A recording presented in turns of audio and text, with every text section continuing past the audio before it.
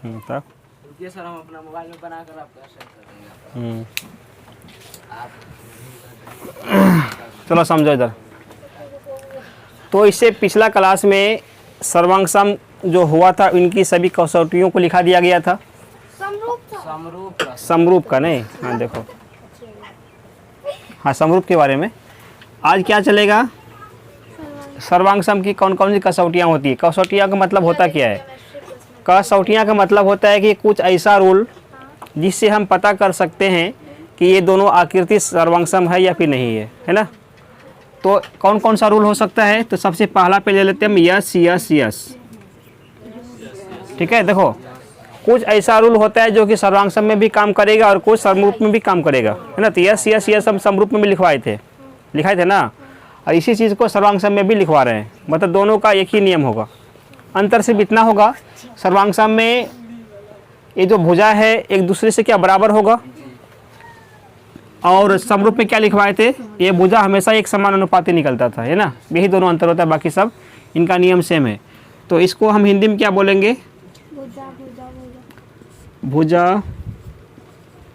अब तो लिखा देते सर। और जहाँ पे समरूपता था वहाँ पे क्या लिखेंगे, सर्वांग समता लिखेंगे, सर्वांग समता। हमको सर्वांग सम बोलने आ गया दिया। ठीक है, अब इसके अंतर्गत क्या परिभाषा इनका हो सकता है कि यस यस यस को किस प्रकार से डिफाइन करना है। तो इसमें होगा कि जब एक त्रिभुज की तीनों भुजा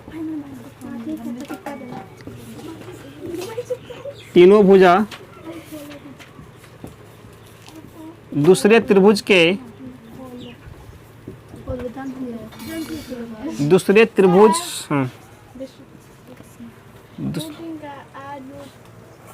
क्या रूटीन क्या लिखा जाए,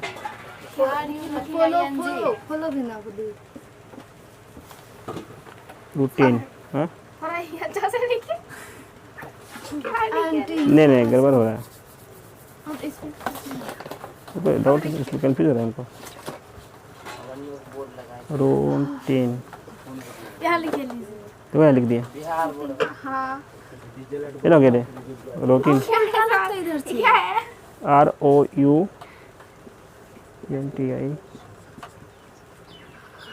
रूटीन। क्यों यहाँ से उल्टा लिखिए, इसमें लिख दीजिएगा क्या फॉलो जल्दी है इसमें फॉलो। अब क्या स्टूडेंट सोचेगा कहाँ चलेगा। तू ऐसे छोड़ देना, नाम ही उतना टाइम नहीं। फॉलो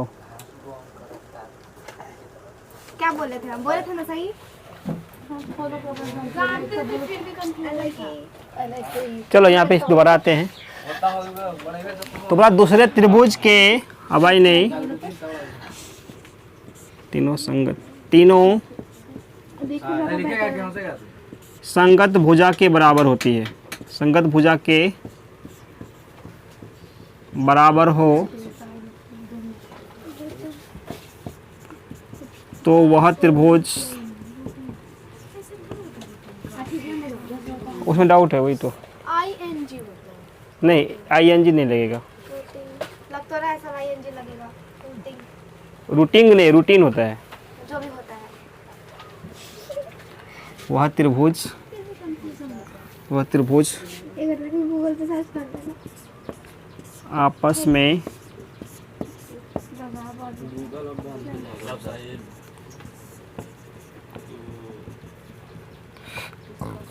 सर्वांग सम होगा। ठीक है, अब देखो इस परिभाषा को एक ट्रायंगल के माध्यम से समझने की कोशिश करो, ज़्यादा बेहतर समझ में आएगा। समझना इनका मतलब क्या था, ABC एक त्रिभुज हो गया, और यहाँ पर क्या होगा, PQR एक त्रिभुज ले लेते हैं, PQ और R। अब इसमें से कल्पना करो, इसमें बताया गया था कि एक त्रिभुज आपस में सर्वांग सम तभी कही जाएगी जब इनका संगत भुजा, यानी इनके तीनों भुजा दूसरे त्रिभुज के तीनों संगत भुजा के बराबर हो। इसका मतलब अगर इनकी लंबाई 4 सेंटीमीटर है AB का, तो पी क्यू का भी लंबाई 4 ही होना चाहिए, 4 सेंटीमीटर। ठीक है, अगर इनका 5 है तो इनका भी क्या निकलेगा 5। अगर ए सी का 6 हुआ तो पी आर का भी 6 निकलना चाहिए। अगर ऐसा कंडीशन में कोई त्रिभुज है कहीं पर तो आराम से बोल देना कि त्रिभुज आपस में क्या हुआ सर्वांग सम है, मतलब बराबर बराबर हर चीज़ इसका मिलेगा। ठीक है यहाँ तक। तो यस यस यस नियम यही कहता है कि एक त्रिभुज का तीनों भुजा दूसरे त्रिभुज के तीनों संगत भुजा के अगर बराबर निकल गया, इसका मतलब दोनों त्रिभुज आपस में सर्वांग सम होगा। क्लियर है, बस यही नियम समझना है। यस यस यस के अनुसार यही मतलब होता है। और इसका मतलब एक और भी निकलेगा जिसको यस ए यस बोलते हैं। इसके बाद उसको करते, पहले उतारो इसको जल्दी से। ठीक है, जल्दी करो। एक तीनों संगत भुजा के बराबर क्या लिखे हैं? कहाँ पर इधर बराबर संगत भुजा के बराबर हो तो, अच्छा हो छूटेगा इसमें, तीनों भुजा बराबर हो तो इधर मिटाइए, मिटा दीजिए। लो हमारा क्या है? लीजिए लीजिए मिटा दीजिए। लो लोग मिटाइए पूरा।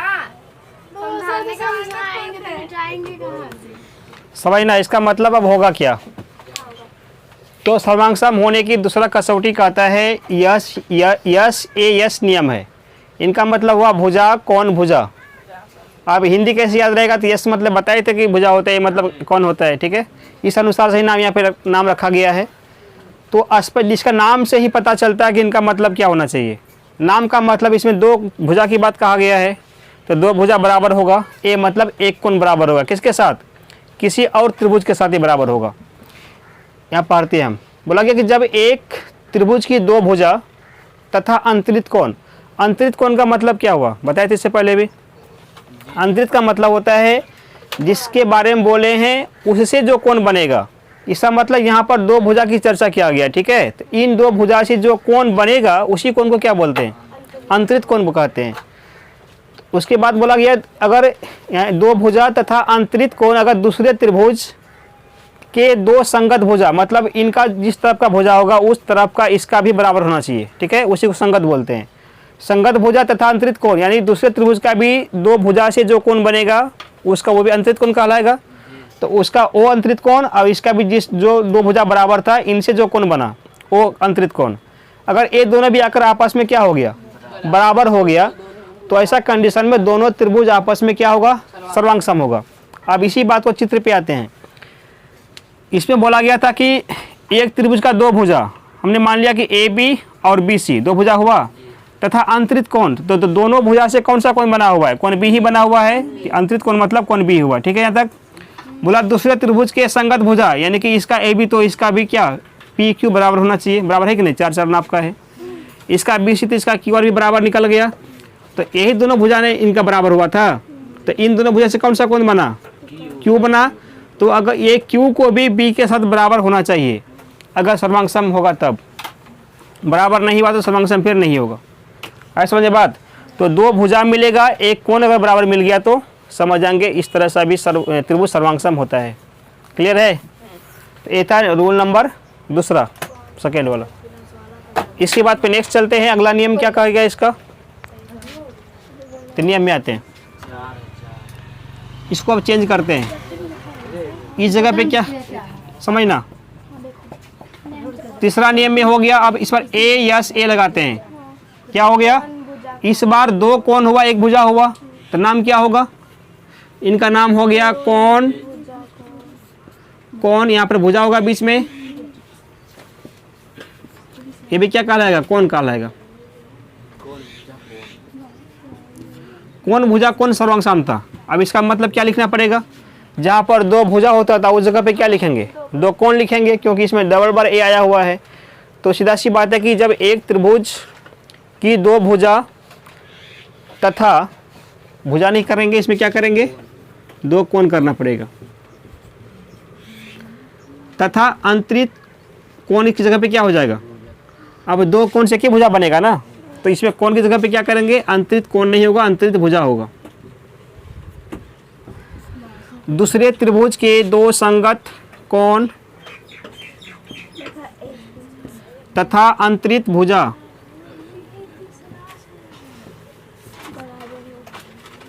भुजा के उस पर लिखे थे क्या, के बराबर हो तो दोनों त्रिभुज आपस में सर्वांगसम होगा। बस रूल नंबर 3 कंप्लीट हो गया। ठीक है, अब इसमें क्या करते हैं, इससे कोई मतलब नहीं, यहाँ पर क्या करेंगे, तो दो कोण बराबर होना चाहिए। कोण बी तो कोण क्यू का बराबर होगा ही, उसके बाद कोण सी किसके बराबर होना चाहिए, कोण आर के बराबर होना चाहिए। समझना, यहाँ पर सिर्फ कोण सी का ही बात नहीं कहा गया है, हो सकता है कोण ए भी मैच कर जाए, कोण बी क्यू भी मैच कर गया, या फिर कोण ए और कोण सी भी मैच कर जाए, कुछ भी करे दो कोण मिलना चाहिए कहीं से भी। ठीक है, और इसमें ये बात कहा गया था अंतरित भुजा, तो कोण से अंतरित भुजा कैसे निकलेगा, अगर यहाँ पर बी क्यू और सी आर से मिल गया, इसका मतलब बी कोण बी और कोण सी से कौन सा भुजा बना हुआ है, इसका मतलब दोनों कोण से कौन सा भुजा लगा हुआ है, बी सी लगा हुआ कि ए बी की ए बी, बी सी की ए सी की ए बी, क्या लगा हुआ है, बी सी लगा हुआ है। इसी भुजा को बोलते हैं, बी सी को ही बोलेंगे अंतरित भुजा। ठीक है, यानी कि दो कोण से जो भुजा जुड़ा हुआ रहेगा उसी को बोलते हैं अंतरित भुजा। अगर बी और सी बराबर हुआ है कोण के रूप में, तो इसका मतलब बी सी ही बराबर होना चाहिए क्यू आर के रूप में, ए बी और ए सी नहीं चाहिए हमको।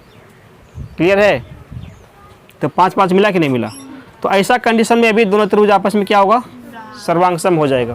क्लियर है, तो इसको नीचे लिखना ही पड़ेगा कि कोण बी बराबर कोण क्यू, ये तो स्पष्ट दिखाई पड़ ही रहा है, कोण बी बराबर है कोण सी भी इसके बराबर है ये है, और भुजा का माप तो है ही बराबर, तो शो कर ही रहा है। ठीक है, तो अलग से लिखने को जरूरत इसमें है नहीं, पिक्चर से समझ में आ रहा है।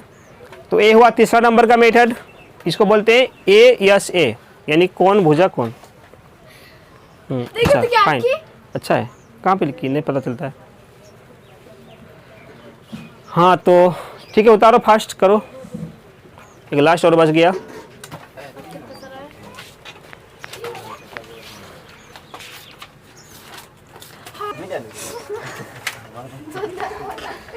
सुंदर तो बोलो, सिंगल बोलो, हम तीनों के तो सपना है।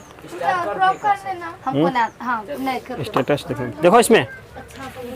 तो अगला और लास्ट नियम जो कि सर्वांग सम क्या होगा, वह क्या है, आर एच एस। चौथा में आ गया क्या, ये ऐसे लिखाए थे, हाँ लिखा दिए थे, ठीक है।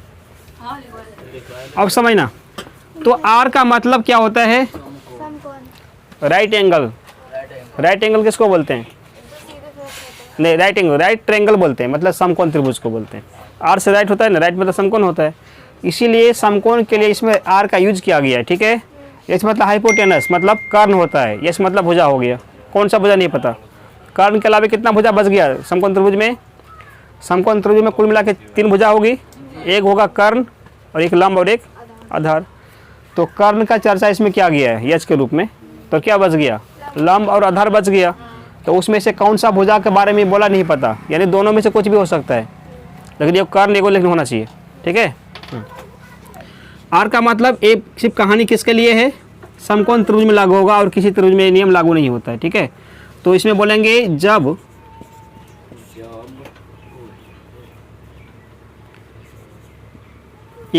एक त्रिभुज के अच्छा, जब एक समकोण त्रिभुज के, समकोण इसमें आना चाहिए, समकोण त्रिभुज के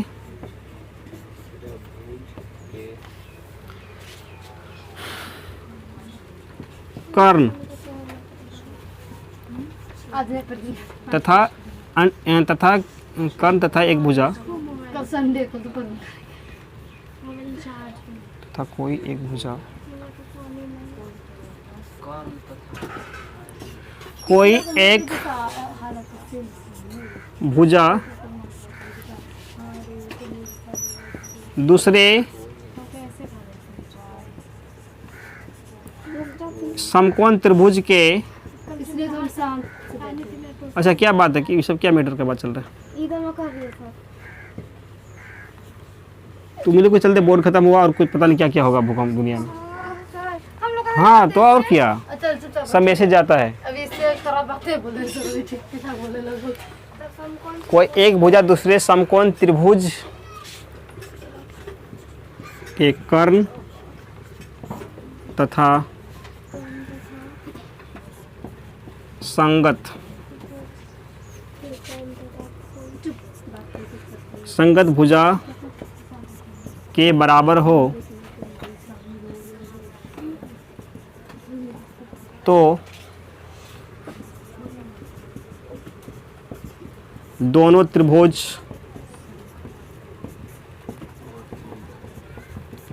आपस में क्या होगा, सर्वांगसम होगा। ठीक है, ये रूल इनका हो गया। अब आते हैं इससे, ये जो बात था किन के लिए था, सिर्फ समकोण त्रिभुज का ही एक कहानी था। तो इनके लिए दो बनाना पड़ेगा समकोण त्रिभुज। समकोण त्रिभुज किसको बोलते हैं? क्या जी सर? बोले किसको बोलते थे जी सर? बोले समकोण त्रिभुज मतलब ऐसा त्रिभुज जिनका कम से कम एक कोण कहीं पर भी क्या हो 90 डिग्री का बने। यहाँ यहाँ यहाँ कहीं पर भी बन जाए कोई दिक्कत नहीं, लेकिन ये 90 का जो है कोण बनना चाहिए कहीं ना कहीं। ठीक है, तब उसी त्रिभुज को बोलेंगे कि यह त्रिभुज एक समकोण त्रिभुज है। 90 मिलेगा तब। तो दो त्रिभुज चाहिए इसके लिए।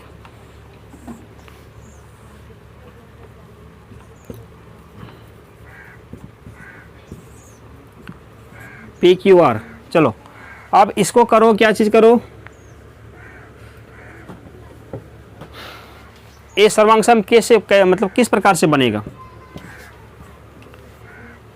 बताए थे कि कर्ण हमेशा बराबर होना चाहिए। अगर ये यहाँ पर 5 सेंटीमीटर का है तो यहाँ पर 5 का ही निकलेगा। इसका मान अगर गड़बड़ हुआ तब नहीं बोल सकते, तब इसमें RHS नियम लागू नहीं होगा। क्लियर है? इसका कर्ण में पहले समझ जाओ, उतारते जिंदगी भर तो उतारवे करेगी, नहीं बड़ा हो जाएगी, फिर भी भुट्टा पक जाएगा, फिर भी उतारते रह जाना। समझे बात? हाँ, लेकिन अब बताने के क्रम में यहाँ पर समझने की कोशिश करो, बड़ा समस्या इधर बता रहे तो बिजी है लिखने में, समझ रहे कि इसका मतलब नहीं समझे हैं, पता है सबको कि RHS इसका मतलब नहीं समझ पा रहे क्या होता है, फिर भी लिखने बिजी बताने के क्रम में बहुत मतलब कि टेंशन बढ़ जाता है ये लोग को देखने के बाद। यही टेंशन बोर्ड को हुआ था, बिहार बोर्ड को। हम लोग को देखा था। हाँ, तो अपना गड़बड़ी कर रहा है ना, कर रहा है, मजाक उड़ा रहा है। वही सब तो है, लक्षण ही खराब है, क्या करेगा, कलयुग है। जिसको साधु समझो वही चोर निकलता है। नहीं, चलो सवाल पे आते हैं। अब इसमें आते हैं, इनका कर्ण बराबर हुआ और बच गया AB और BC दो भुजा, इनका बच गया PQ और QR दो भुजा। इन दोनों भुजा में से कोई भी किसी का बराबर हो जाएगा, जम जाएगा। अगर यहाँ पर 3 हुआ तो AB 3 बन गया ना, बस ये हो गया सर्वांगसम। तो कौन नियम से हुआ? इसी को नियम को बोलेंगे, चूँकि समकोण त्रिभुज है इसलिए इनको बोलते हैं RHS। इनका और या नहीं तो मान लो कि अगर E बराबर नहीं हुआ, अगर यहाँ पर भी मिल गया 4 और 4, फिर भी क्या हो गया, सर्वांगसम हो गया, है ना। एक किस में काम करेगा, एक काम करेगा समकोण त्रिभुज में, और किसी में अगर मान लो समकोण नहीं होता तब ये सर्वांगसम त्रिभुज नहीं बन पाता। क्यों नहीं बन पाता? क्योंकि दो भुजा बराबर चाहिए। अगर यहाँ वाला कोण बराबर इसका हुआ, भाई नहीं क्या फूक रहे थे, क्या तुम पागल ऐसा काम कर रहा है, बीच में डिस्टर्ब कर रहा है। तो अगर एक कोण बराबर होता दो भुजा से जो कोण बना हुआ है, तब इसको बोलते हैं हम यस ए यस, मतलब कसौटी। ठीक है, लेकिन यहाँ पर ए बराबर नहीं हो रहा है। कौन सा बराबर हुआ था? यहाँ पर बी में बराबर हो रहा है, बी वाला एंगल। तो बी वाला एंगल तो दो भुजा से अंतरित कोण नहीं है ना हुआ। तो ऐसा कंडीशन कब लागू होगा? ये समकोण त्रिभुज में ही हो सकता है, तभी जाके सर्वांगसम होगा। और समकोण रहेगा तो इसका नाम क्या बोलेंगे? यस ए यस नहीं बोल सकते, क्योंकि आदमी सोचेगा दो भुजा हुआ एक कोण हुआ तो यस ए यस बोल देते हैं, तो वहाँ पर गलत होगा। गलत इसीलिए होगा क्योंकि 90 डिग्री रहेगा, और 90 डिग्री है तो ये अंतरित कोण नहीं है ना हुआ, अंतरित कोण से अलग कोण हो गया। इस वजह से इसको यस ए यस नहीं बोलते। यस ए यस उसी को बोलते हैं जहाँ पर अंतरित कोण मिलता है हमको। ठीक है, तो ऐसे भी तो पता चल जाएगा 90 डिग्री। हाँ 90 उसमें रहेगा लिखा हुआ भी। तो 90 रहने का मतलब क्या बोलेंगे? RHS बोलेंगे। इसमें इसलिए बता रहे थे हम क्योंकि कभी कभी मन में डाउट होता है कि दो भुजा हुआ, चलो दो भुजा हो गया, एक कोण मिला तो एक कोण हो गया, तो फिर इसको हम यस से यस भी तो बोल सकते हैं। ऐसे डाउट हो सकता है ना आगे चल करके। इसी को क्लियर हम करना चाह रहे थे कि ऐसा तभी बोलेंगे जब ये दोनों भुजा से कोण बने, तब ऐसा बोल सकते हैं। तो दोनों भुजा सी कोण थोड़ी बन रहा है, बन रहा है क्या? तब इस चीज़ को हम ऐसा नियम नहीं कह सकते, ऐसा नहीं बता, ऐसा बोल नहीं सकते। क्या बोल सकते हैं? इसको हमेशा आर एच एस ही बोलना पड़ेगा। ठीक है, बस यही बात समझना था। समझ गए। तो बस यही 4 पॉइंट होता है सर्वांग सम को पता करने का। अब रही बात सर्वांग सम और समरूप, दोनों का रूल काम करेगा सवाल में, है ना। तो इसमें कुछ ऐसा मेथड था या कसौटी था जो दोनों में मैच कर गया था। सिर्फ स्पेशल सर्वांग सम के लिए आर एस अलग था ना, उसमें नहीं लिखाए थे। और कौन एक अलग था? ए एस ए भी अलग था, ए वाला पॉइंट उसमें नहीं लिखवाए थे। बाकी सब सेम होंगे, नहीं आ गया। तो बस इतना ही याद रखना है सर्वांग सम और समरूप से संबंधित बातें। अब उसके बाद जो है कल से चलेगा, आज छुट्टी करेंगे।